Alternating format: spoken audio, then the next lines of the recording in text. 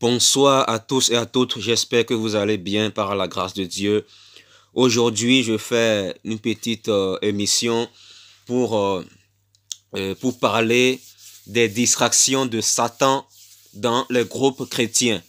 Voilà, les distractions de Satan dans les groupes chrétiens. Voilà. Vous savez, Satan, voilà, il a amené la technologie euh, et voilà, le développement de la technologie ne fait que s'accélérer. Euh, et derrière, en fait, c'est pour contrôler les gens. Satan fait ça pour pouvoir contrôler les gens, pour pouvoir occuper l'esprit des êtres humains, pour que les êtres humains ne concentrent pas leur esprit sur le Créateur, pour que les êtres humains ne concentrent pas leur esprit sur la parole de Dieu, sur les choses du royaume de Dieu. Mais qu'est-ce que Satan fait? Voilà, au travers du nouvel ordre mondial qui est en train d'être mis en place petit à petit, voilà, il met en place de plus en plus des réseaux sociaux, voilà, tout ça, WhatsApp, tout ça, tous ces réseaux sociaux-là, ça nous permet de propager la parole de Dieu, bien sûr. Voilà, on utilise ça pour propager la parole de Dieu. Mais il faut, voilà, il faut voir aussi ce qu'il y a derrière. Pourquoi pourquoi Satan permet à ce que il y ait tous ces réseaux sociaux-là? Satan amène des réseaux sociaux pour distraire les chrétiens, pour distraire les chrétiens, les païens, les religieux, tout ça, pour distraire les êtres humains tout simplement. Voilà, voilà pourquoi plus le temps passe, plus, voilà, plus il y a de la distraction. Et les distractions, c'est souvent sur les réseaux sociaux. Voilà. Regardez par exemple, chaque année, il y a toujours un iPhone qui sort. Et vous regardez par exemple des réseaux sociaux comme Instagram, WhatsApp, tout ça là. Ces réseaux sociaux, ça n'existait pas. Ça n'existait pas avant. Ça n'existait pas il y a 15 ans environ. Il y a 13 ans, 15 ans, ces réseaux sociaux n'existaient pas. Voilà, ça n'existait pas. Voilà, ça n'existait pas. Mais, regardez, plus le temps passe, plus Satan amène, voilà, des réseaux sociaux. Et beaucoup de chrétiens, ils vont sur ces réseaux sociaux-là pour soi-disant propager la parole de Dieu. Bon, ce n'est pas mauvais. Après, si c'est réellement pour propager la parole de Dieu, mais il faut le faire sans tomber dans les pièges du diable. Nous devons savoir dans quel temps nous sommes. Le chrétien doit savoir dans quel temps il est. Nous sommes dans un temps où ce n'est plus le temps de s'amuser, ce n'est plus le temps de perdre du temps. Que dit la Bible dans Éphésiens 5, verset 16? La Bible dit quoi? La Bible dit, dans Éphésiens chapitre 5, verset 16, ceci. Rachetez le temps, car les jours sont mauvais. Rachetez le temps, car les jours sont mauvais. Les jours sont mauvais. La Bible nous demande de racheter le temps. On n'a plus le temps à perdre avec la distraction. On n'a plus le temps à perdre. On fait des vidéos, des enseignements pour enseigner. Voilà, pour remettre les choses à leur place. Mais certains chrétiens négligent ces enseignements-là. Certaines personnes négligent ces enseignements-là. Parce que ces chrétiens-là, ils se disent être nos frères en Christ. Ils se disent travailler avec nous.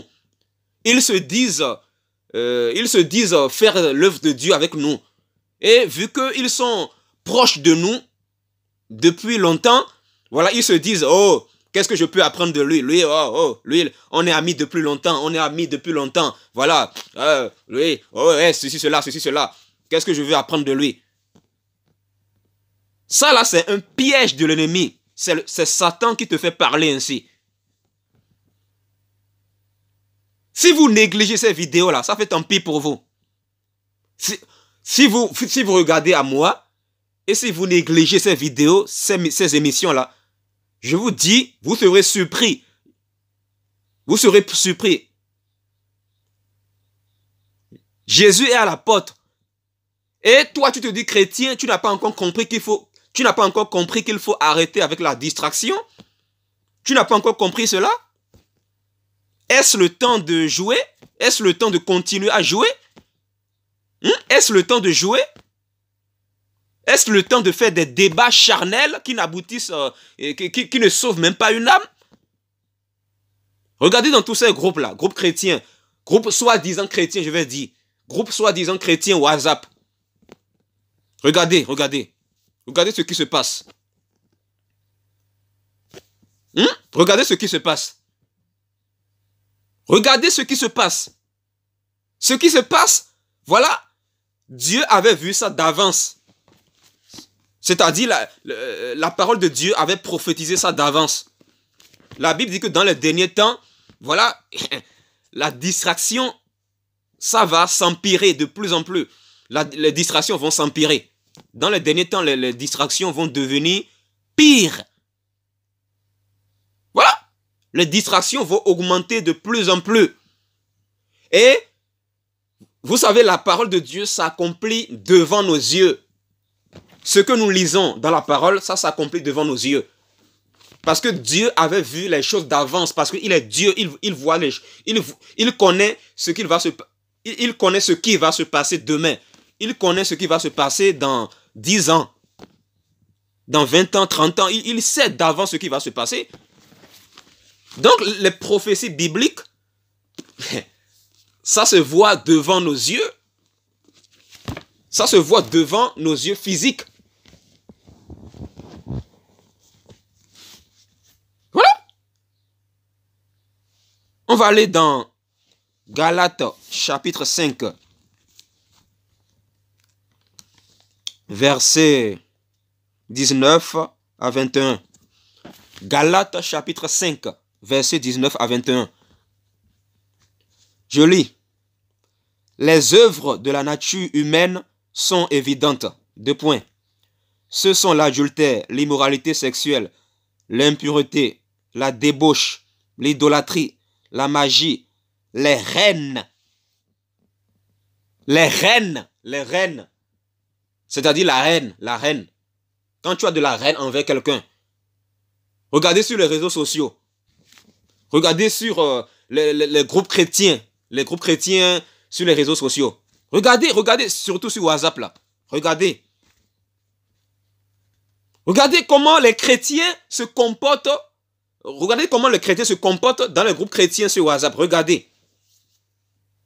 Allez vérifier vous-même. Allez vérifier vous-même. Tu vois des chrétiens, voilà, on voit des chrétiens se chamailler entre eux. Voilà, les chrétiens se chamailler entre eux comme des animaux. Voilà. Voilà pourquoi la Bible parle de l'homme charnel. Voilà pourquoi la Bible parle de l'homme animal. L'homme animal. L'homme animal. Vous voyez? Beaucoup se disent chrétiens. Oh, je suis chrétien. Oh, je suis chrétien. Oh, je suis chrétien. Oh, je suis chrétien. Tu es chrétien là? Attention, il y a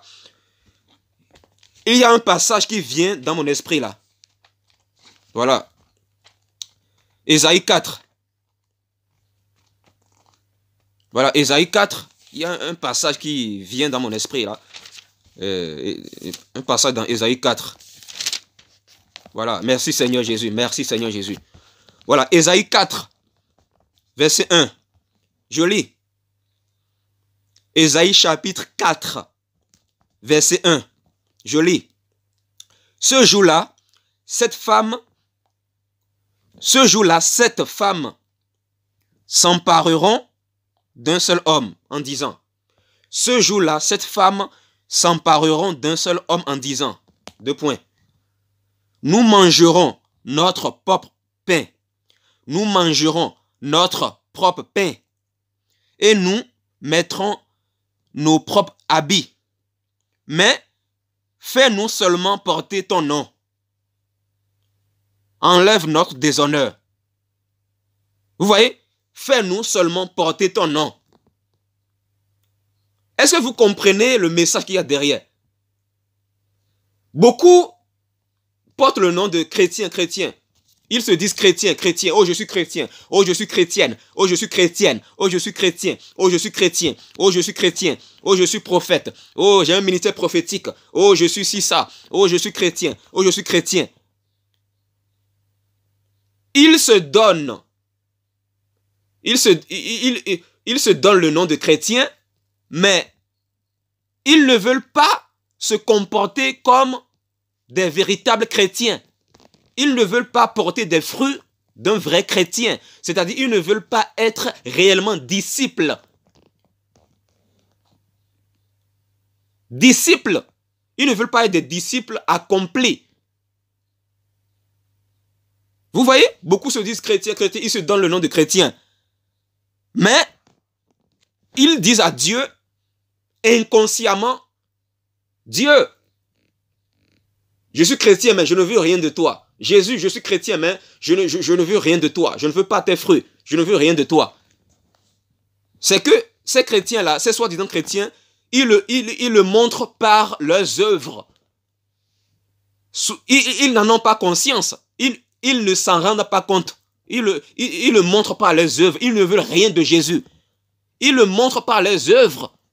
Mais eux-mêmes ne s'en rendent pas compte. Vous savez pourquoi ils ne s'en rendent pas compte? Parce qu'ils sont envoûtés. Ils ne s'en rendent pas compte parce qu'ils sont envoûtés. Quand je dis ils, je veux parler des hommes et des femmes. Hein. Que tu sois chrétienne ou chrétien, quand je dis ils, il faut savoir qu'il y a aussi les femmes dedans. Il y a aussi des femmes dedans. Voilà. Voilà, ces chrétiens-là, voilà, ils veulent seulement porter le nom de chrétien. C'est bien beau de dire je suis chrétien, c'est bien beau de dire je suis disciple de Jésus, mais où sont tes fruits? Où sont tes fruits? Où sont les fruits qui témoignent de ton appartenance à Jésus-Christ? Où sont les fruits de Dieu en toi? Montre-nous tes fruits. Voilà. Montre-nous tes fruits. La Bible dit, cette femme s'empareront d'un seul homme en disant, cette femme-là, voilà, ça peut représenter l'image de l'Église. Voilà, ça peut représenter l'Église. Ça peut représenter, voilà, l'ensemble des gens qui se disent chrétiens. Voilà. Et cette femme disent, nous mangerons notre propre pain. C'est-à-dire, beaucoup de chrétiens, voilà, ils se concentrent sur leur égoïsme. Ils sont hautains, ils sont orgueilleux, ils se concentrent sur leur ego, ne sachant pas que ils sont possédés par des esprits impurs et ils ont besoin de délivrance. Ils ne savent même pas qu'ils ont besoin de délivrance. Voilà pourquoi ils sont concentrés sur leur ego et ils veulent lier leur ego à Jésus-Christ. Ils veulent associer leur ego à Jésus-Christ. Ils font des rêves, soi-disant, pour dire que Dieu m'a parlé, Dieu m'a parlé, Dieu m'a parlé, Dieu m'a montré ci, ça, ça, ça. Alors que quand tu vérifies bien, ce n'est même pas Dieu qui les a parlé. Parce que beaucoup de ces personnes-là, ils ont pratiqué l'occultisme quand ils étaient totalement dans le monde, ils avaient pratiqué l'occultisme. Et quand ils sont venus à Jésus, ils n'ont pas passé à la délivrance. Et ces esprits d'occultisme sont toujours en eux. Puisqu'ils ne sont pas passés par la délivrance, ces esprits d'occultisme avec lesquels ils travaillaient sont toujours en eux. Et ces esprits d'occultisme, ces démons les donnent des révélations. Et ils vont penser que c'est Dieu qui les donne ces révélations-là. Or, c'est des démons qui les donnent ces révélations. Les démons se déguisent en anges de lumière pour les donner des visions, tout ça là. Et souvent ces gens-là, ils sont hautains, ils sont orgueilleux, ils sont renfermés dans leur coin. Or, ces gens-là ont besoin d'aide, ces gens-là doivent s'humilier pour demander d'aide. Parce que beaucoup Beaucoup de ces personnes-là se disent chrétiens, chrétiens, mais ils ne veulent rien de Jésus. Inconsciemment, hein, inconsciemment. C'est-à-dire ces personnes ne s'en rendent pas compte. Quand tu es lié par le diable, tu ne peux pas te rendre compte de ton état. Tu es lié par le diable. Mais lorsque tu vas être délivré, lorsque tu vas accepter d'être humble pour qu'on puisse prier pour toi afin que tu sois délivré, c'est après ta délivrance que tu vas t'en rendre compte que c'était Satan qui te manipulait. C'est après ta délivrance que tu vas t'en rendre compte que c'est Satan qui te manipulait. C'est Satan qui te donnait des révélations. Et toi, tu pensais que ces révélations venaient de Dieu. Or, ça ne venait pas de Dieu. Voilà. Voilà. Ils veulent seulement porter le nom de chrétien. Mais ils ne veulent rien de Jésus. Voilà pourquoi la Bible dit, ce jour-là, cette femme s'empareront d'un seul homme en disant, nous mangerons notre propre pain. Nous mettrons nos propres habits. Mais fais-nous seulement porter ton nom. Fais-nous seulement porter ton nom. Voilà. Beaucoup de personnes veulent seulement porter le nom de chrétien. Ils veulent que les autres leur disent qu'ils sont chrétiens. Ils veulent se faire appeler seulement chrétien, chrétien, chrétien. Mais ils ne veulent rien de Jésus. Ils ne veulent pas de sa parole. Voilà, ils veulent rester seulement dans leur coin pour dire, oh, j'ai fait un rêve, j'ai fait un rêve, j'ai fait un rêve. Oh, j'ai eu une vision. Oh, Dieu m'a montré telle chose dans une vision. Oui, mais quand est-ce qu'on va entendre de ta bouche ce qui est écrit dans ce livre?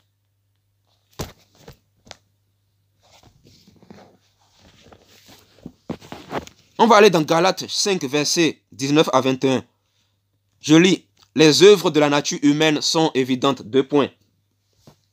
Ce sont l'adultère, l'immoralité sexuelle, l'impureté, la débauche, l'idolâtrie, la magie, les reines, les querelles. Les querelles. Vous voyez? Regardez dans les groupes chrétiens, là, il y a des querelles. Les querelles, les distractions, tout ça là. Les jalousies, les colères, les rivalités. Vous voyez? C'est ce que nous retrouvons dans les groupes chrétiens, dans la plupart des groupes chrétiens. C'est quand même incroyable. Hein? Les chrétiens se chamaillent entre eux, les chrétiens, soi-disant, se disputent entre eux, tout simplement parce que quelqu'un a fait une erreur, et une petite erreur en plus. Juste parce que quelqu'un a mis un icône de doigt par erreur dans un groupe et en plus la personne s'est excusée. La personne vous a demandé pardon 2 fois. La personne a fait 2 audios pour vous demander pardon. Mais vous continuez à dramatiser la situation. Il y a des frères qui se comportent comme des femmes. Il y a des hommes qui se comportent comme des femmes. Moi, je vous le dis ouvertement. Beaucoup d'entre vous, les frères, vous vous comportez trop comme des femmes. Vous voulez trop parler. Ce sont les femmes qui parlent trop. Mais attention, une femme qui est réellement une élue de Dieu ne parle pas trop parce qu'elle connaît sa place dans l'église. Mais il y a des hommes qui se comportent comme des animaux en fait. Mais arrêtez d'être des garçons. Frères en Christ, arrêtez d'être des garçons. Soyez des hommes. Un frère en Christ a commis une erreur comme tout être humain. Et toi, tu te dis chrétien et tu dramatises la situation. Alors que le frère qui a commis l'erreur dont tu parles, ce frère vous avait demandé pardon depuis le jour où vous vous êtes disputés. Mais toi, tu continues à ne pas décrocher à l'appel de ce frère. Quand tu ne décroches pas à son appel, là, c'est quoi ce comportement? Attends, est-ce que c'est ça l'amour du Seigneur? C'est ça l'amour du Seigneur? C'est ça Jésus? C'est quoi être chrétien? Être chrétien signifie littéralement être comme Jésus. Maintenant, j'aimerais te poser une question j'aimerais poser une question à toi qui te dis chrétien. Si Jésus était à ta place, est-ce qu'il ferait pareil? C'est-à-dire, est-ce qu'il se comporterait comme toi? Toi, tu restes dans ton coin. Le frère qui avait commis une erreur et qui t'avait demandé des excuses, il t'appelle et tu ne décroches pas. Est-ce que si Jésus te rejetait comme ça, est-ce que toi, tu serais content? Imagine si Jésus lui-même nous rejetait comme ça. Mais on serait foutu. On serait foutu. La Bible dit quoi? La Bible dit dans Matthieu 7, ce que tu ne veux pas qu'on te fasse, ne le fais pas aux autres. Ce que tu ne veux pas qu'on te fasse, ne le fais pas aux autres. Un frère a commis une erreur dans un groupe. Il s'est excusé. Dans le groupe, ouvertement. Il s'est excusé très ouvertement. Il vous a demandé pardon. Mais vous dites frère en Christ, vous vous dites chrétien, et vous ne voulez pas pardonner ce frère-là. Et vous restez là à cacher votre hypocrisie, et vous voulez dire que vous n'avez rien contre ce frère-là. Arrête de mentir. D'accord? Arrête de mentir. D'accord? Arrête de mentir. Le fait que tu mens là, tu es un mal poli, mal éduqué. Tu mens en disant que tu n'as rien contre ce frère-là. Pourquoi quand le frère t'appelle, pourquoi tu ne décroches pas à son appel? Parce que vous avez collé une étiquette négative sur le frère. Est-ce que toi, si on se comportait, si on te jugeait comme ça charnellement, est-ce que toi, tu serais content? La Bible dit quoi? Ce que tu ne veux pas qu'on te fasse, ne le fais pas aux autres. Le frère t'appelle, tu ne veux pas décrocher. Et tu es là à dire, oh non, je veux être à l'écart parce que, voilà, je n'ai rien contre personne. Je veux juste être à l'écart pour prier, tout ça là. Voilà l'hypocrisie de beaucoup de chrétiens là. C'est ça la transparence? Est-ce que c'est ça la transparence selon le Seigneur? C'est ça l'amour du Seigneur? Les chrétiens qui sont bizarres là, sachez que si vous mourrez comme ça, c'est l'enfer. Si vous mourrez comme ça, vous allez aller brûler en enfer éternellement. Parce que Jésus n'est pas bizarre. Si tu te dis chrétien, tu ne dois pas être bizarre. Si tu te dis chrétien, tu dois être simple, transparent. Tu dois manifester l'amour envers tout le monde. Jésus a dit quoi? Jésus est allé plus loin en disant dans Matthieu 5, verset 44, « Aimez vos ennemis, faites du bien à ceux qui vous haïssent, faites du bien à ceux qui vous ont fait du mal, priez pour ceux qui vous persécutent. » Maintenant, est-ce que vous appliquez cette parole-là? Est-ce que vous appliquez cette parole de Jésus de Matthieu 5, verset 44? Beaucoup d'entre vous, vous n'appliquez pas cette parole. Vous voulez seulement porter le nom de chrétien en disant « Oh, je suis chrétien. Oh, je suis prophète. Oh, j'ai un ministère prophétique. » Un ministère prophétique? Est-ce que tu sais même ce que c'est qu'un ministère prophétique? Si Dieu le veut, je ferai un enseignement sur ce que c'est qu'un ministère prophétique selon la parole. Je ferai une émission sur ça, si Dieu le veut. Tu te crois prophète? Tu te crois être arrivé? C'est ça? Alors que tu as des esprits impurs qui te manipulent. Parce que tu n'es pas passé à la délivrance quand tu avais accepté Jésus dans ta vie. Tu n'es pas passé à la délivrance. Dieu ne peut pas te délivrer si toi-même tu ne veux pas être délivré. Voilà.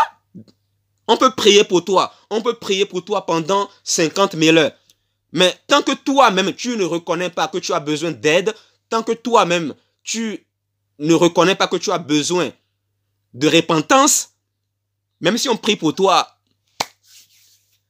puisque Dieu ne force personne, Dieu ne peut pas te délivrer. Parce que c'est toi-même qui ne veux pas être délivré. C'est toi-même qui ne veux pas changer. Tu ne veux pas changer.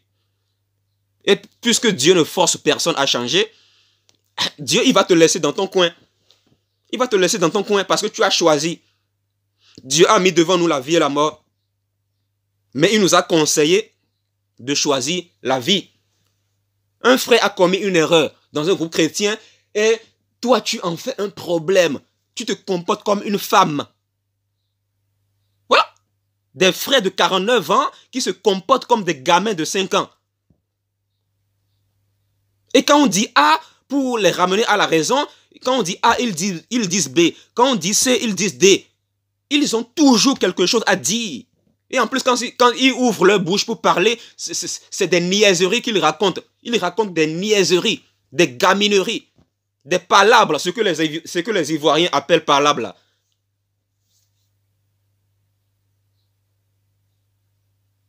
Arrêtez de nous faire honte. Voilà. Arrêtez ces rivalités, arrêtez ces colères et ces jalousies-là. Parce que ces colères, jalousies et haine et ces querelles-là, ce sont les œuvres de la nature humaine. C'est écrit ici, c'est écrit, Galates 5, verset 19. Ce sont les œuvres de la nature humaine. Ce sont les œuvres de la chair. Les œuvres du vieil homme qui est caché en toi. Mais quand tu manifestes le caractère du vieil homme, le vieil homme n'est plus caché en toi. Le vieil homme est exposé. Le vieil homme se fait voir ouvertement. Et on sait qui tu es. La Bible dit quoi? Vous les reconnaîtrez à leurs fruits. Voilà. Et quand on te dit la vérité, tu te moques des serviteurs de Dieu. Soit disant qu'ils ne savent pas prononcer un mot là. Toi, tu es chrétien, toi là. Tu es sûr que tu es chrétien?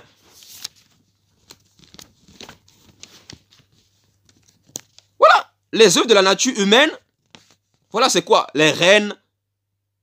Les œuvres, tout ça, c'est les œuvres de la chair. Les œuvres de la chair. Voilà, c'est tout ce qui est reine. Les querelles dans les groupes chrétiens. Les querelles entre les chrétiens. Voilà, les rivalités, les disputes entre chrétiens, tout ça là, dans les groupes, voilà, telle personne dit c'est moi qui ai raison, telle autre personne dit oh non c'est moi qui ai raison. Tu as raison sur quoi? Tu as raison sur quoi? Hein? Tu as raison sur quoi? Personne n'a raison. C'est Dieu seul qui a raison. C'est Jésus seul qui a raison. Toi, tu te dis, oh non, c'est moi qui ai raison. Oh non, c'est moi qui ai raison. Oh non, c'est moi qui ai raison. Oh moi, c'est moi qui... Oh non, c'est moi qui ai raison. Voilà l'orgueil. L'orgueil. Oh, c'est moi qui ai raison. Oh, c'est moi qui ai raison. Oh, c'est moi qui ai raison. Voilà comment l'orgueil de l'homme se manifeste. Que nous apprend la Bible dans Ézéchiel 28? L'une des principales caractéristiques l'une des principales caractéristiques du diable, c'est l'orgueil. L'orgueil. L'orgueil est la plus grande caractéristique du diable. C'est la première caractéristique du diable. Mais quand toi, tu es là dans ton coin, en disant, oh non, c'est moi qui ai raison, c'est moi qui ai raison, j'ai fait des songes, rêve, Dieu m'a montré que, voilà, tel frère est sorcier, Dieu m'a montré dans un rêve que tel frère est sorcier, voilà, c'est moi qui ai raison, c'est moi qui ai raison, voilà l'orgueil, l'orgueil, l'orgueil, voilà la distraction, la distraction. Est-ce que c'est ça l'humilité? Est-ce que c'est ça l'humilité? En fait, on fait des enseignements, vous négligez ces enseignements-là. Parce qu'en réalité, l'une des raisons pour lesquelles vous négligez ces enseignements-là, c'est que quand vous voyez tellement le visage de la personne qui vous prêche dans une vidéo, vous êtes tellement fatigué de la personne jusqu'à ce que vous vous disiez, oh, on ne veut plus écouter, voilà, on connaît ce frère-là, on ne veut plus écouter.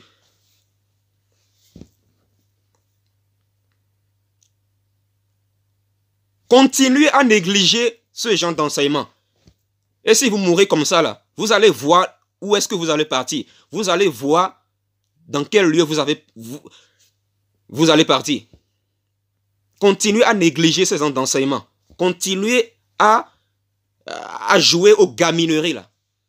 Continuez comme ça. Et vous allez voir, si vous mourrez comme ça, vous allez voir si vous n'irez pas en enfer ou pas.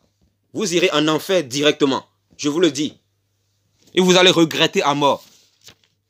Et vous allez demander au Seigneur de vous donner une seconde chance. Mais Dieu ne vous donnera pas une seconde chance. Parce que quand vous étiez sur la terre, on vous a averti plusieurs fois au travers de ces vidéos-là. Mais vous avez négligé ça.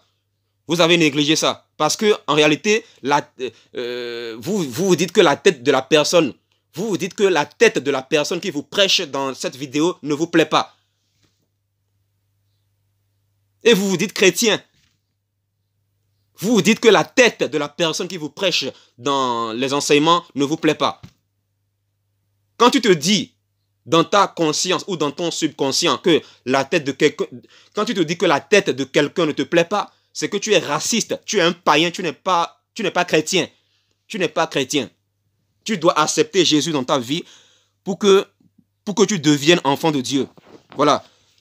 Les œuvres de la chair, c'est aussi quoi? Je continue. Toujours dans le même chapitre, toujours dans le même passage. Galates 5, versets 19 à 20. Les œuvres de la nature humaine. Les œuvres de la chair, c'est aussi quoi? Les divisions. Les divisions. Les divisions. Vous voyez? C'est ce que nous voyons dans les groupes chrétiens. Voilà. Par exemple, on met un message de réveil dans un groupe pour reprendre les gens dedans par la parole de Dieu, c'est-à-dire pour corriger les gens, pour corriger les soi-disant chrétiens dans ce groupe qui se comportent mal. Et il y a des chrétiens qui quittent le groupe. Ils quittent le groupe parce que ils se croient être les seuls spirituels. Ils se croient être spirituels. Et ils créent des divisions charnelles avec leurs frères et sœurs sans le savoir.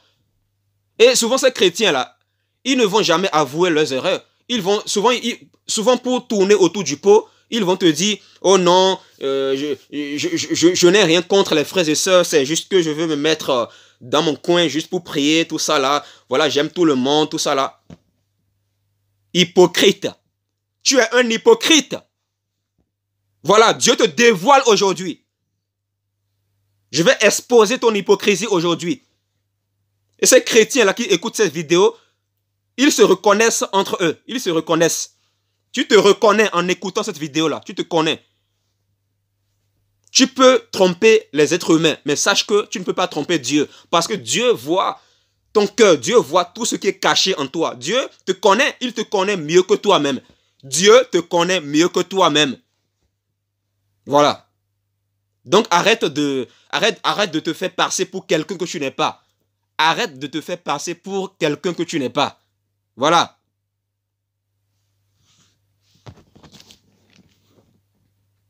Voilà, les divisions. Voilà, les divisions. Les divisions. Regardez dans les groupes chrétiens. Les chrétiens qui se disent avoir le même Père qu'est Jésus-Christ, ils se chamaillent entre eux et ils ne s'entendent pas. Comment pouvez-vous comprendre cela? Des gens qui se disent avoir le même Dieu, des gens qui se disent avoir le même Père, mais ces personnes-là ne s'entendent pas entre eux. Et chacun reste là à dire, c'est moi qui ai raison, c'est moi qui ai raison, c'est moi qui ai raison, c'est moi qui ai raison. Tu as raison sur quoi, mon ami? Tu as raison sur quoi? Tu as raison sur quoi? Il faut arrêter l'orgueil. Tu as raison sur quoi? La Bible dit quoi? Que tous ont péché et sont privés de la gloire de Dieu. Tous les êtres humains sur la terre sont souillés par le péché. Et toi, tu te dis être déjà arrivé. Tu dis, oh non, c'est moi qui ai raison, c'est moi qui ai raison. Tu as raison sur quoi? Tu as raison sur quoi?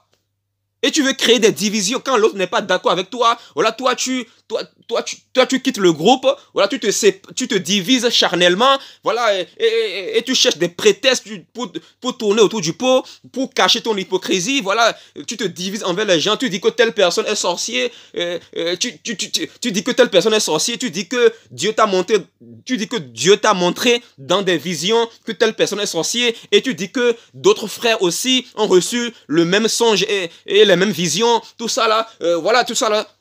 Mais écoutez, je vais vous dire quelque chose, hein. Satan se déguise en ange de lumière. Il est capable de donner de fausses visions à plusieurs personnes. Et toi, tu vas penser que, puisqu'il a donné tel rêve ou tel songe à plusieurs personnes, toi, tu vas penser que ça vient forcément de Dieu.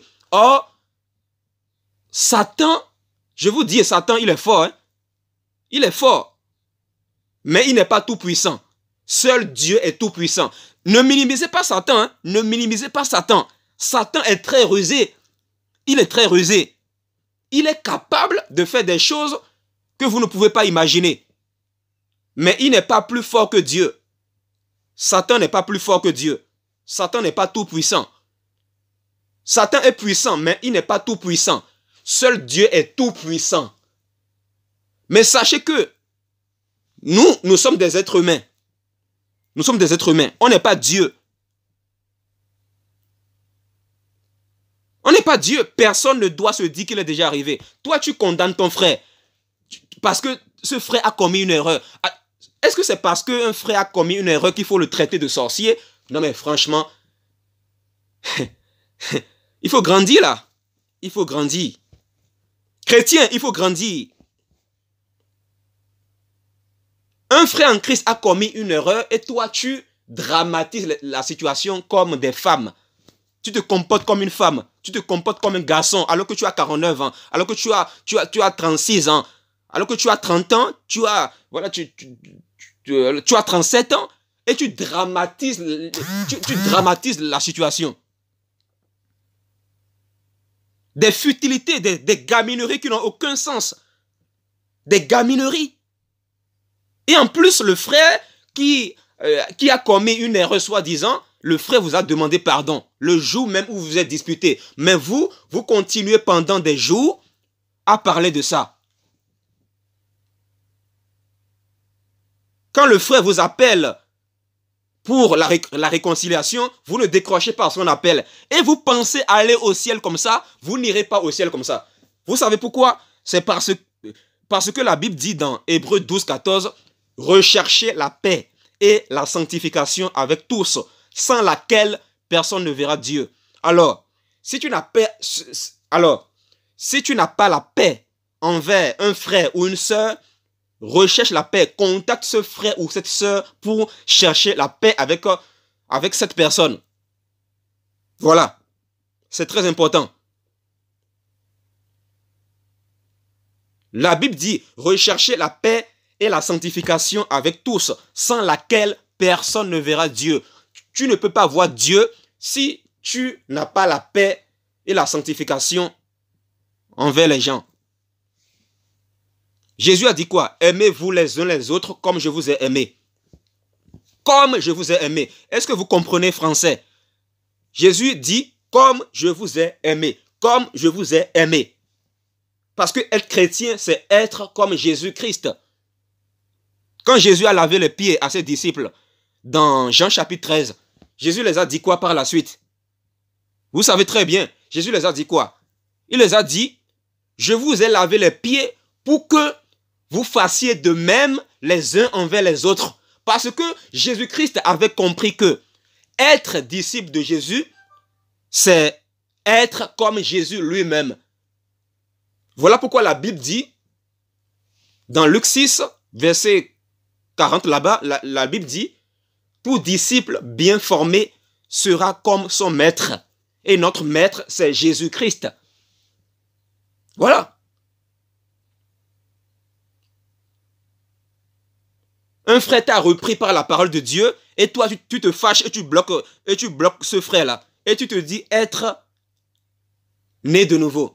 Tu te dis être chrétienne ou chrétien.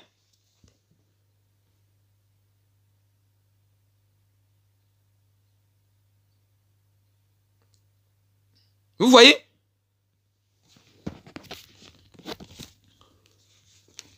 Concernant les sœurs qui prêchent, faites attention parce que là, une sœur m'avait dit qu'elle prêche dans des vidéos en direct sur Facebook. Elle prêche et les gens lui disent qu'elle est due. Voilà. Sœur, faites attention pour ne pas... voilà, parce que vous devez être à votre place dans l'église. Ne prenez pas la place des hommes. Ne prenez pas la place des hommes. Faites attention, restez à votre place. Ne prenez pas autorité sur les frères en Christ. Parce que vous pouvez prendre autorité sur les frères en Christ sans le savoir. Ma sœur, sache qu'on n'a pas vu de femme pasteur dans la Bible. Et tu peux être pasteur sans le savoir. Tu peux être pasteur prenant autorité sur les gens sans le savoir. Il faut te remettre en question, il faut t'examiner. Examine-toi toi-même. Parce que tu peux être dans l'erreur sans le savoir. Voilà pourquoi beaucoup de femmes qui prêchent Voilà, quand des frères, quand des frères leur font des reproches, par la suite, quand elles font des erreurs, elles se fâchent et elles bloquent ces frères-là. Elles bloquent ces frères sur WhatsApp. Est-ce que c'est ça l'amour? C'est ça, est-ce que c'est ça l'amour? Ne vois-tu pas que c'est l'esprit de Jézabel qui t'anime? Est-ce que c'est ça l'amour? Quand est-ce que vous allez comprendre les choses? C'est après la mort que tu vas comprendre les choses. C'est après ta mort physique que tu vas comprendre les choses. Tu veux attendre que tu meurs d'abord et que tu vois la réalité, que tu vois les conséquences avant de comprendre les choses? Tu joues avec ta vie, c'est ça, non? Tu joues avec ta vie. Continue à jouer avec ta vie. Tu ne sais pas ce qui t'attend. La vie, là, ce n'est pas un jeu. Hein. Il y a beaucoup de personnes qui sont mortes et qui se retrouvent en enfer en ce moment. Et ces personnes sont en train de supplier le Seigneur en lui demandant une seconde chance, en lui demandant de leur retourner sur la terre pour qu'ils aient une seconde chance. Mais Dieu les dit, c'est trop tard. C'est trop tard. Parce qu'après la mort, c'est trop tard. La repentance, après la mort, c'est trop tard. C'est trop tard. C'est trop tard. C'est trop tard. Alors c'est maintenant qu'il faut se repentir. Va faire la paix avec le frère avec qui tu t'es divisé. Tu restes là à dire, oh non, je n'ai pas envie d'être en contact avec ce frère. Je n'ai pas envie d'être en contact. Je n'ai pas envie d'être en contact avec lui. Je n'ai pas envie. Tu n'as pas envie. C'est ça l'amour? As-tu vu Jésus se comporter comme ça envers nous? Oh mon Dieu. Mais vous, quel genre de chrétien êtes-vous? Quel genre de chrétien êtes-vous? Dites-moi, quel genre de chrétien êtes-vous? Vous êtes des faux chrétiens, tout simplement. Voilà. Des faux chrétiens. Vous divisez charnellement avec les autres, mais vous n'avez encore rien compris. Il faut encore vous enseigner les petites choses de base.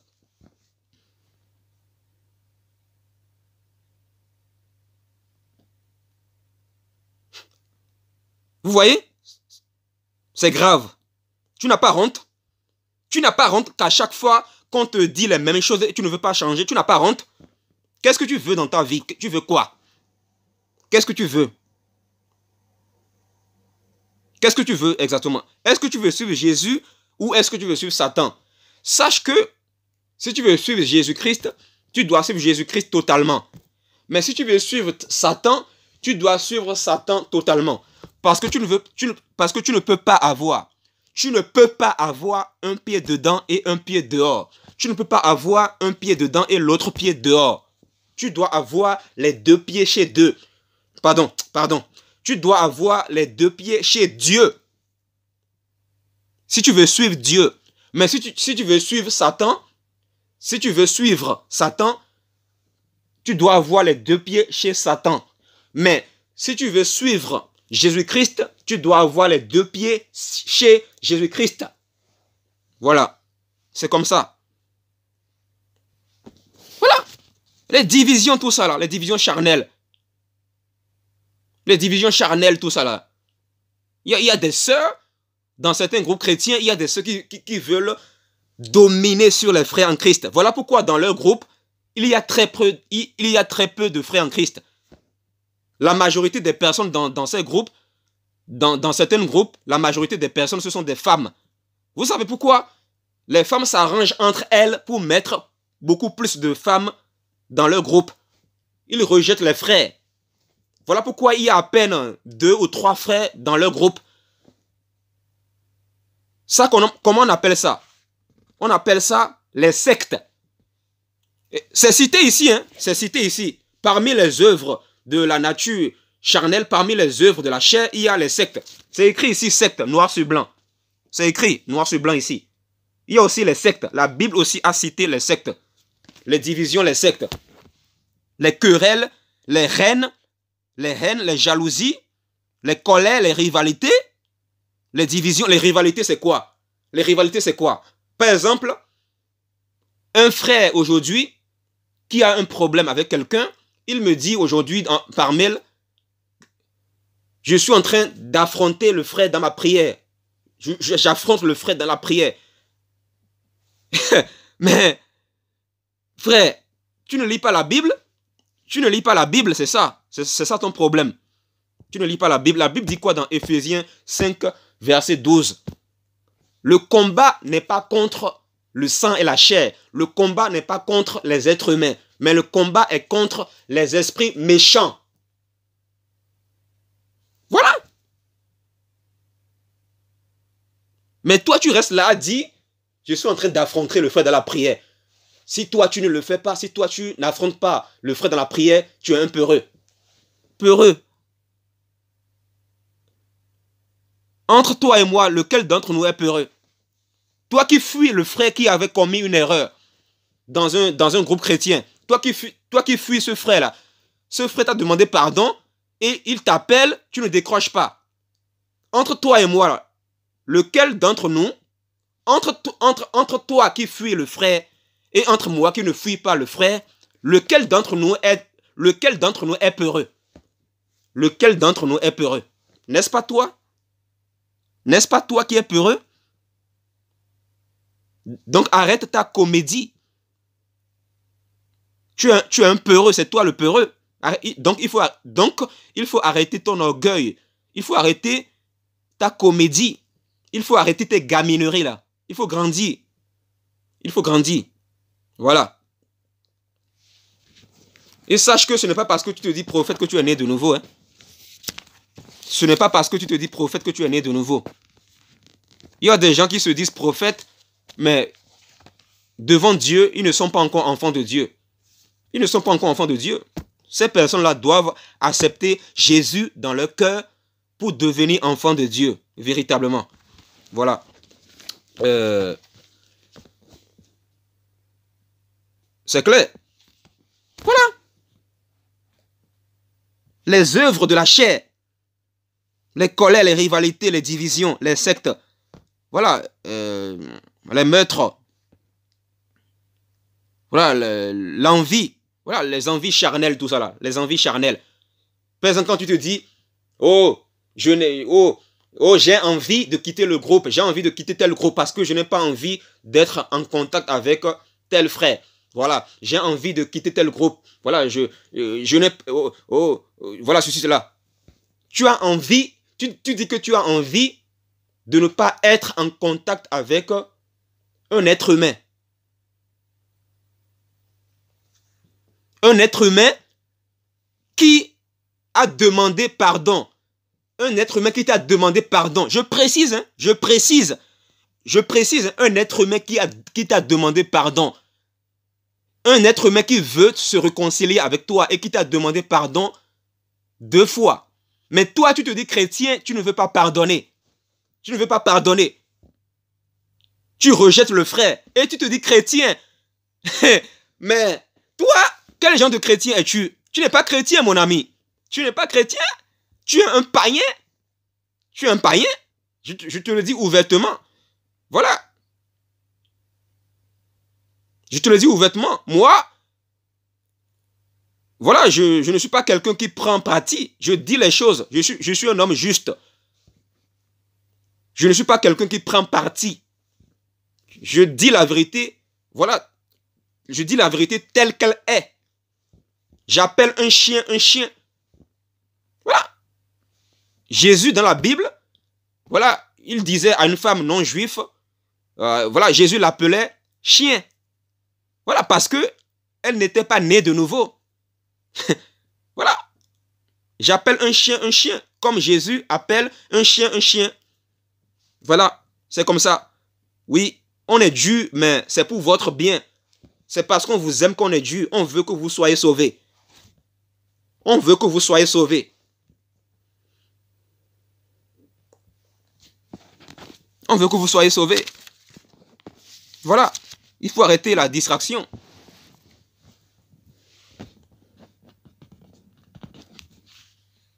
Voilà. La distraction, tout ça là. Donc, je suis toujours dans Galates chapitre 5. Hein. Je suis toujours dans Galates chapitre 5. versets 19 à 21. Voilà, les œuvres de la chair, c'est les rivalités, les divisions, les querelles, les reines, la magie, les jalousies, les sectes, les divisions, l'ivrognerie, les excès de table et les choses semblables. Et la Bible dit par la suite, ceux qui ont de tels comportements n'hériteront pas du royaume de Dieu. Ceux qui ont de tels comportements n'hériteront pas du royaume de Dieu. C'est-à-dire, ceux qui ont de tels comportements, ils n'iront pas au paradis éternel. Ceux qui ont de tels comportements, ces gens-là ne seront pas sauvés. Si tu as de tels comportements, si tu meurs comme ça, tu ne seras pas sauvé. C'est-à-dire, tu n'iras pas au paradis éternel. Voilà. C'est clair ici. La Bible dit, ceux qui ont de tels comportements n'iront pas au ciel. Ils n'iront pas au paradis. Et si tu ne vas pas au paradis éternel après ta mort, tu iras où? Tu iras en enfer éternellement. Parce que le purgatoire n'existe pas dans la Bible. Hébreux 9, verset 27 dit que le purgatoire n'existe pas. Voilà. Voilà, c'est clair. Donc, sortons de la distraction. Voilà. Ce message, c'est un message pour encourager les chrétiens à sortir de la distraction.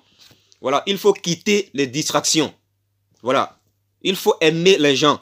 Il faut manifester l'amour concrètement. Ça ne sert à rien de dire, frère, je t'aime. Si dans les actes, tu continues à dire, oh non, je ne veux pas être en contact avec ce frère-là. Je ne veux pas, je ne veux pas, je ne veux pas, je ne veux pas. Je l'aime, mais je ne veux pas. Je ne veux pas de lui. Est-ce que si Jésus se comportait comme ça envers nous, est-ce qu'on va s'en sortir? Si Jésus se comportait comme ça envers nous, quel sera notre sort?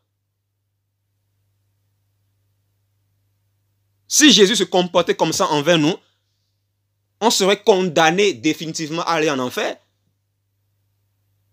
Mais toi, tu te dis chrétien, toi, tu te dis être comme Jésus, mais on ne voit pas en toi le caractère de Jésus. Et même quand tu enseignes, tes enseignements sont superficiels. Tes enseignements ne sont pas concentrés. Tes enseignements ne sont pas composés d'arguments bibliques. Tes enseignements sont superficiels. Parce que toi-même, tu n'es pas bien rempli de la parole de Dieu. Voilà. Toi-même, tu n'es pas bien rempli de l'eau vive. Et l'eau vive, c'est la parole de Dieu. Et la parole de Dieu, c'est Jésus lui-même. Selon Apocalypse 19, verset 13. Voilà. Voilà. Donc, je vous ai cité les œuvres de la chair. Si vous vous reconnaissez dedans, de toute façon, même si tu te dis que tu ne te reconnais pas dedans, si Dieu te reconnaît dedans, si tu ne te répands pas, et si tu meurs comme ça, tu iras tout droit en enfer. Voilà. Il faut être humble. Il faut être comme des petits enfants. Jésus a dit dans Matthieu 18, le royaume de Dieu appartient à ceux qui ressemblent à des petits enfants. Parce que les petits enfants sont très très humbles. Jésus parlait là de l'humilité. L'humilité. Si tu n'es pas très très humble comme des petits enfants, tu n'iras pas au ciel. Si tu meurs comme ça. Si tu meurs comme ça, tu n'iras pas au ciel. Voilà. Pour entrer au ciel, il faut être très très très humble comme des petits enfants. Il ne faut pas être orgueilleux. Quand tu es dans l'erreur et quand on te reproche, il faut accepter les reproches. Il faut te repentir. Arrête de parler. Quand tu parles là, tu impactes qui avec ça? Quand tu parles beaucoup là, hein, on te fait des reproches, tu es dans l'erreur, on te fait des reproches. On te dit, selon la parole, d'aller faire la paix avec tel frère.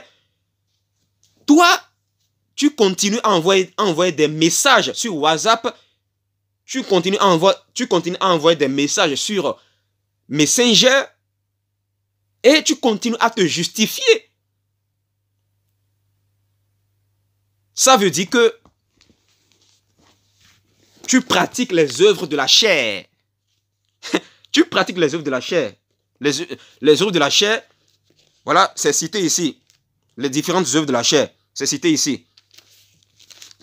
Donc, sois humble et reconnais-toi là-dedans et répands-toi. Répands-toi.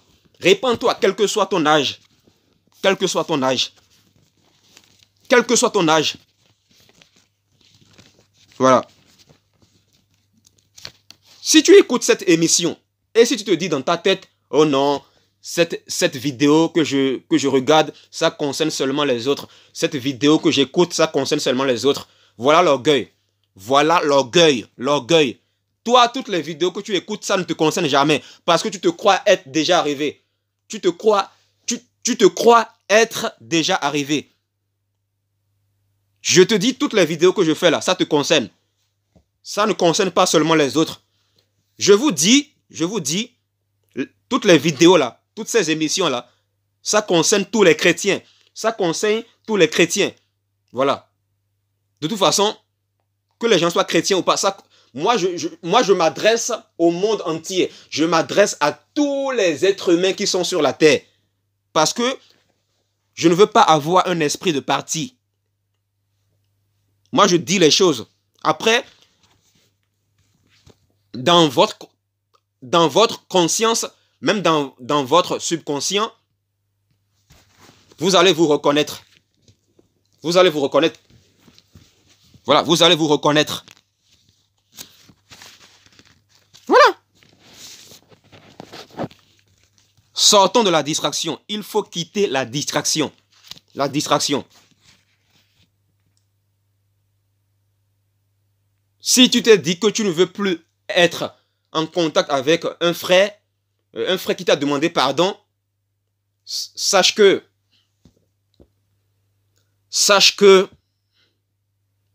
tu dois contacter ce frère-là pour faire la paix avec lui.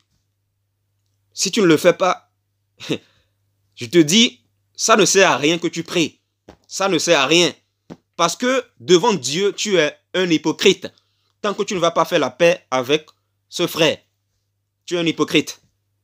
Voilà, il faut vous dire les choses. Cette génération, on doit être dû envers cette génération-là. On doit être dû envers cette génération-là. Voilà.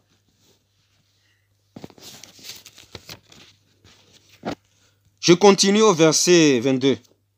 Galates 5, verset 22.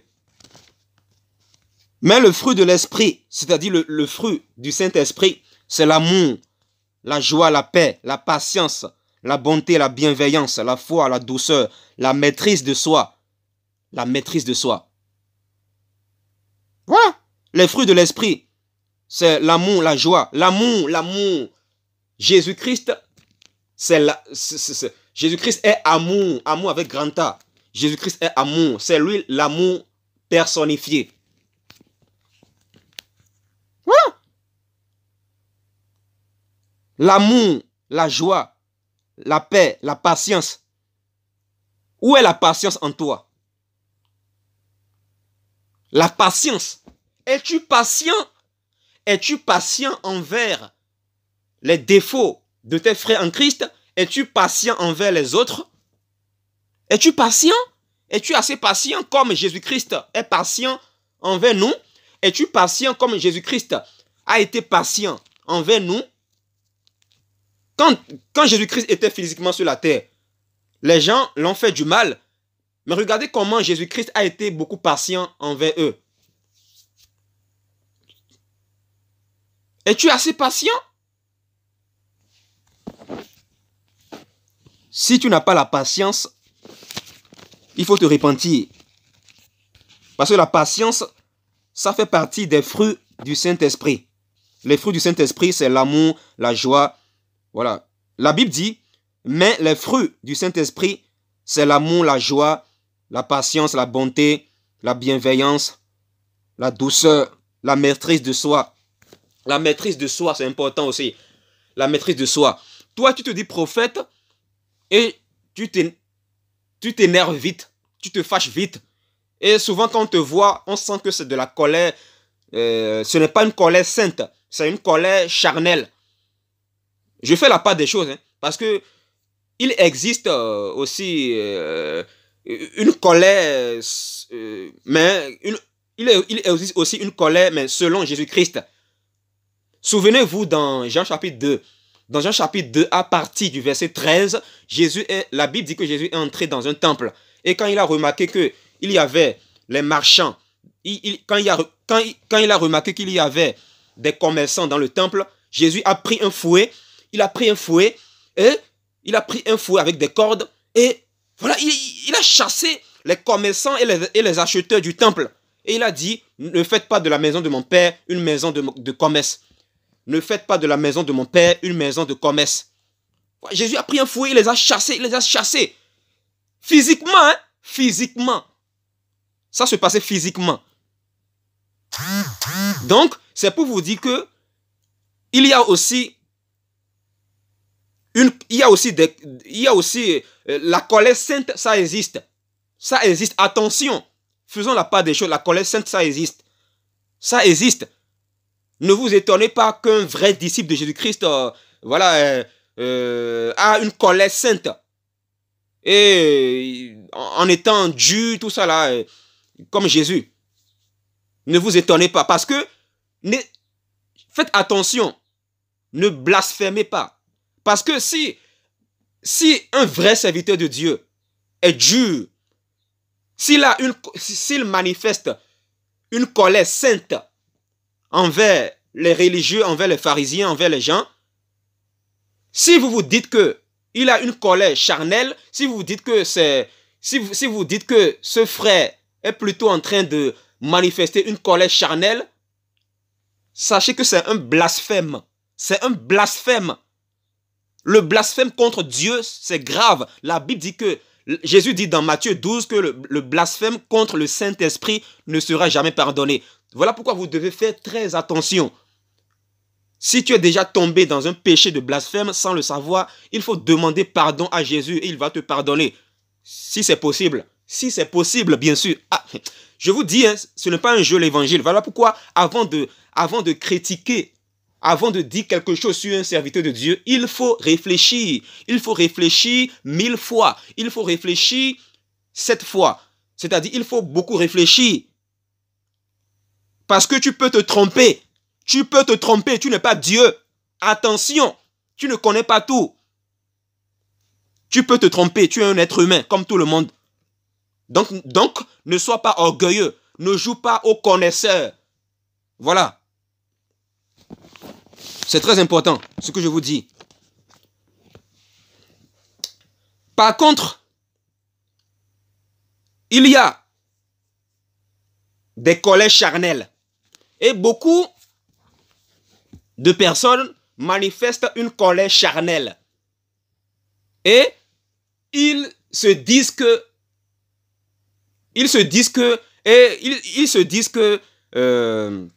quand ils manifestent une colère charnelle, ils se disent que c'est la colère de Dieu. Tu es sûr que c'est la colère de Dieu ou c'est ta chair? Quelqu'un t'a fait quelque chose de mal, la personne t'a demandé pardon, pardonne-le. Tu ne veux pas pardonner et tu es dû de façon charnelle avec une colère charnelle et tu associes cela à Jésus-Christ. La Bible dit dans Exode 20, verset 7, si quelqu'un utilise le nom de Dieu en vain, Dieu le punira. C'est écrit dans Exode 20, verset 7. Lisez ça. Voilà. Et le nom de Dieu, c'est Jésus-Christ. N'associe pas Jésus à tes bêtises. N'associe pas Jésus à tes gamineries. Voilà. Il faut arrêter. C'est-à-dire, il faut te repentir. Il faut te repentir. Il faut changer d'attitude parce que le royaume de Dieu est proche. Jésus est mort pour tes péchés. Et il est ressuscité pour te justifier. C'est-à-dire pour que tu sois sauvé. Donc, reviens à la parole de Dieu. Répands-toi de ton comportement. Répands-toi de tes colères charnelles. Répands-toi. Change ton attitude. Se repentir, ça signifie changer d'attitude. changer de mentalité et changer de comportement et manifester le caractère de Jésus-Christ envers tout le monde. Voilà. Voilà. Voilà, la Bible dit que les fruits du Saint-Esprit, voilà, c'est l'amour, la joie, la paix, la patience, la bonté, la bienveillance, la foi, la douceur, la maîtrise de soi. La maîtrise de soi. Attention, vous qui vous dites prophète là, vous qui vous dites avoir un ministère prophétique là, faites attention à ce qui sort de votre bouche quand vous reprenez les gens. Quand vous reprenez les gens, arrêtez de dire aux gens imbéciles. Arrêtez d'insulter les gens en disant imbécile, con, imbécile, con, imbécile, con. Oh, toi tu es con. Oh, toi tu es un imbécile. Oh, toi tu as un sale nez. Oh, toi tu as un sale nez. Ça en fait, ce sont des insultes. C'est des insultes. Tu manques la maîtrise de soi. Tu n'as pas la maîtrise de soi en toi. Tu es colérique. C'est-à-dire, tu as une colère charnelle. Je précise, hein, colère charnelle. Colère charnelle. Je suis précis. Je fais la part des choses. Voilà. Il faut te repentir. Voilà. Mais attention. Dis aux pharisiens qui ne veulent pas se repentir, quand tu les appelles race de vipères, ça, c'est biblique, c'est-à-dire c'est dans l'évangile. C'est dans l'évangile. Voilà, parce que Jésus lui-même a appelé les pharisiens race de vipères. Si les pharisiens ne veulent pas se repentir, malgré tout, voilà, ce n'est pas un péché de les appeler race de vipères. Il faut faire la part des choses. Mais des mots comme imbécile, con, oh tu as un sale nez, des mots comme ça là,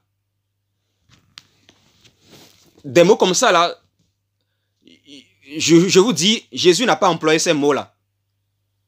Les disciples de Jésus n'ont pas employé ces mots là non plus. Ils n'ont pas employé ces mots là. Voilà. Je ne te dis pas qu'il faut forcément employer des mots, je ne te dis pas qu'il faut forcément employer les mêmes mots, c'est-à-dire au niveau littéral. Par exemple,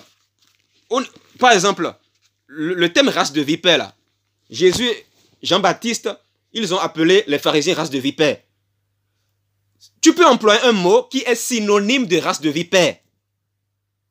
Et ça ne veut pas dire que tu es antichrist. Ça ne veut pas dire que tu es colérique charnellement. Tu peux employer voilà, un mot comme par exemple race de vipère. Tu peux employer un mot qui est synonyme à ça. Je précise un mot qui est synonyme, un mot qui est synonyme à ça. Voilà. Parce que c'est quoi quand on dit que deux mots est synonyme, ça signifie que les deux mots signifient les mêmes choses. Ça veut dire que les mêmes mots ont les mêmes significations. Voilà.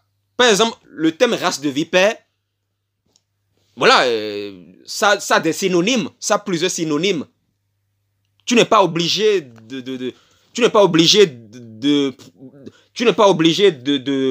d'utiliser forcément le thème race de vipère pour appeler les pharisiens. Tu peux employer un mot qui est synonyme à race de vipère. Voilà.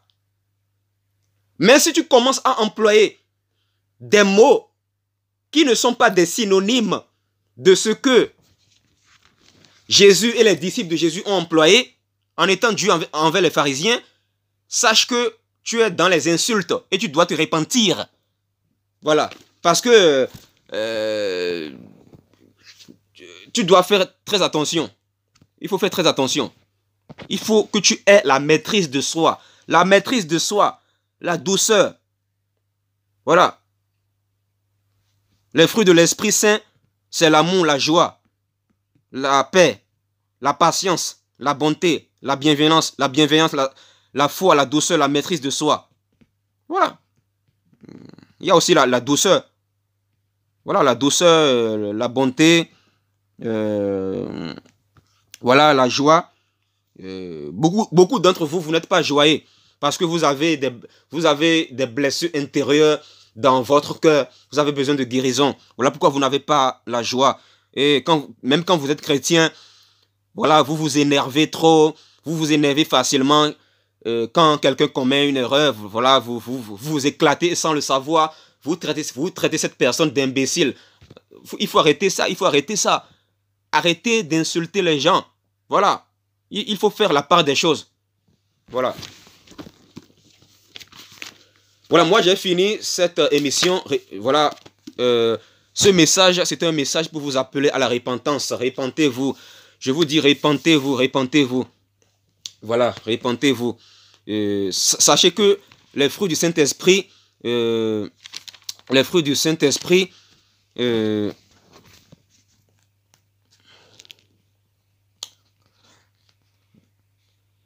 je vous ai cité les fruits du Saint-Esprit. Les fruits du Saint-Esprit, c'est l'amour, la joie, la paix, la patience, la bonté, la bienveillance, la foi, la douceur, la maîtrise de soi. Et la Bible dit au verset 23, contre de telles attitudes, il n'y a pas de loi. Il n'y a pas de loi. Voilà. Et quand tu as les fruits de l'esprit en toi, voilà, c'est le Saint-Esprit lui-même qui te dirige. Voilà.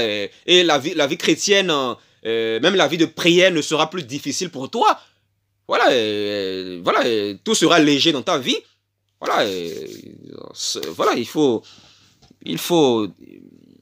te repentir. Repentez-vous. Voilà. Jésus a dit dans Marc chapitre 16, verset 16, celui qui croira et qui sera baptisé sera sauvé. Mais celui qui ne croira pas sera condamné. Voilà. Et croire en Jésus, c'est croire qu'il est Dieu et faire sa volonté. C'est ça, croire en Jésus. Parce que Jésus a dit dans Jean 8, verset 24, si vous ne croyez pas que moi je suis, vous mourrez dans vos péchés. Le je suis là, c'est l'Éternel. L'Éternel. Voilà, vous pouvez vérifier ça dans Exode 3, verset 13 à 14 là-bas. Il y a le même mot là-bas, il y a le même mot je suis.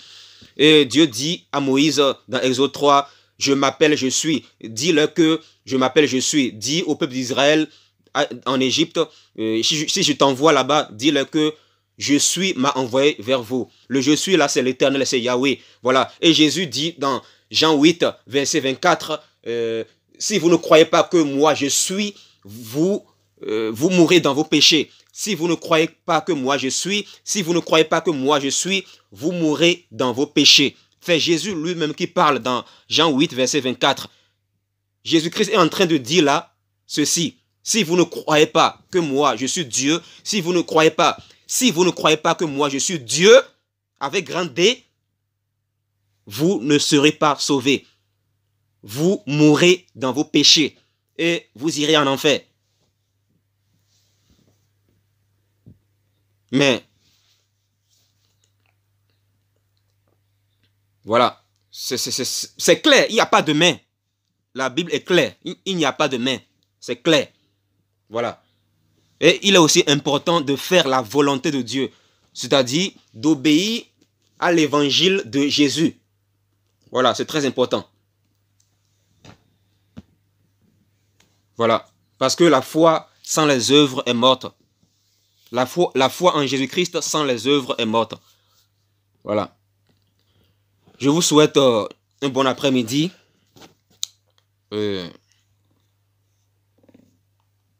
Partagez cet enseignement massivement. Partagez ça sur Facebook, dans les groupes et tout. Partagez ça massivement dans le monde entier. Partagez cet enseignement massivement dans le monde entier. Partagez, partagez, partagez. Partagez. Arrêtez de dire, oh, j'ai peur de la réaction de telle personne si je le partage cette vidéo. Ne regardez pas la réaction des gens. On s'en fout de la réaction des gens. Partagez cette vidéo. Faites votre part. Partagez ce genre de vidéo. C'est aussi ça, servir Dieu. C'est aussi ça, servir Jésus-Christ. Voilà. Il faut quitter la distraction. La distraction. Dans les groupes chrétiens, tout ça, il faut... voilà. Voilà. Soyez en paix envers tout le monde. Manifestez l'amour envers tout le monde. Manifester l'amour concrètement. Si tu aimes les gens, tu dois Mais tu dois le prouver, pas... Tu dois le prouver. Si tu aimes réellement les gens, tu dois le prouver concrètement. Voilà. L'amour, ça se prouve selon 1 Jean chapitre 3 à partir du verset 18. L'amour se prouve. L'amour, ça se prouve. Dieu lui-même nous a prouvé son amour. Voilà pourquoi il est devenu un homme. Et voilà, il nous a donné sa vie à la croix. Et en tant qu'homme, il était en même temps 100% homme et 100% Dieu. Voilà, il nous a donné sa vie à la croix. Voilà, voilà, Jésus-Christ nous a prouvé qu'il nous aime. Il nous a prouvé cela au travers des actes concrets et non seulement au travers des paroles. Jésus nous a prouvé son amour au travers des actes concrets et non seulement au travers des paroles. Tout le monde peut parler, mais très peu prouvent l'amour. L'amour, ce n'est pas essentiellement dire à quelqu'un « je t'aime ».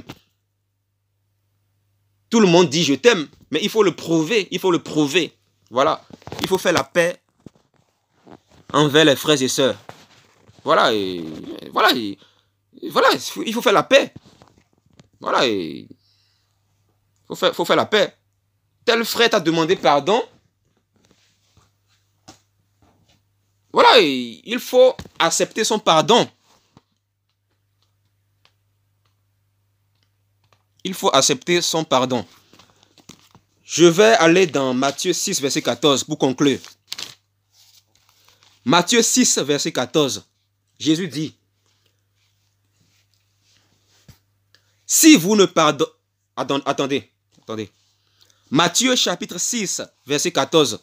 Jésus dit, si vous pardonnez aux hommes leurs fautes, votre Père céleste vous pardonnera aussi. Mais si vous ne pardonnez pas aux hommes leurs fautes, votre Père ne vous pardonnera pas non plus vos fautes. Je relis encore pour que ça entre bien dans les oreilles. Si vous ne pardonnez pas aux hommes leurs fautes, votre Père céleste vous pardonnera. Pardon. Je relis. La dernière lecture que j'ai faite a été mal faite. Je relis. Jésus dit dans Matthieu 6, verset 14. Excusez-moi. Quand je commence à être fatigué, c'est compliqué. Donc, pardonnez-moi. Je relis. Matthieu 6, verset 14. Jésus dit, c'est Jésus-Christ homme qui parle.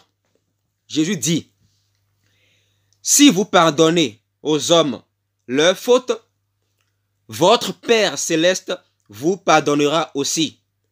Mais si vous ne pardonnez pas aux autres leurs fautes, c'est-à-dire si vous ne pardonnez pas aux hommes leurs fautes, votre Père ne vous pardonnera pas non plus vos fautes. Si vous ne pardonnez pas aux hommes leurs fautes, votre Père ne vous pardonnera pas non plus. Jésus-Christ est clair ici. Si tu ne pardonnes pas à ton prochain, quel que soit ce qu'il a fait de mal, si tu ne pardonnes pas à ton prochain, sache que Dieu lui-même ne te pardonnera pas non plus. Il ne va pas te pardonner. Même si tu demandes à Dieu dans tes prières de te pardonner tes péchés, il ne va pas te pardonner. Parce que tu es orgueilleux, tu ne veux pas pardonner. L'amour, c'est aussi pardonner. Le pardon. Voilà. Que Dieu guérisse tes blessures intérieures pour que tu puisses pardonner. Si tu as réellement pardonné, il faut le prouver par des actes concrets, de façon physique. Voilà, il faut le prouver. Il ne suffit pas de parler. Il ne suffit pas de dire aux autres, j'ai pardonné. Il faut le prouver ouvertement.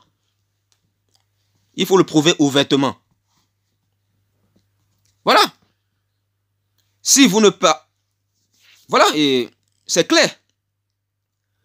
Si vous pardonnez aux hommes leurs fautes, votre Père céleste vous pardonnera aussi.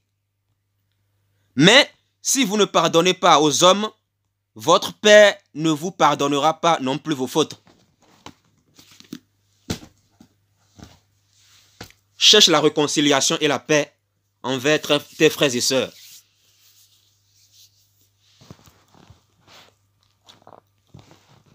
Que Dieu guérisse tes blessures intérieures.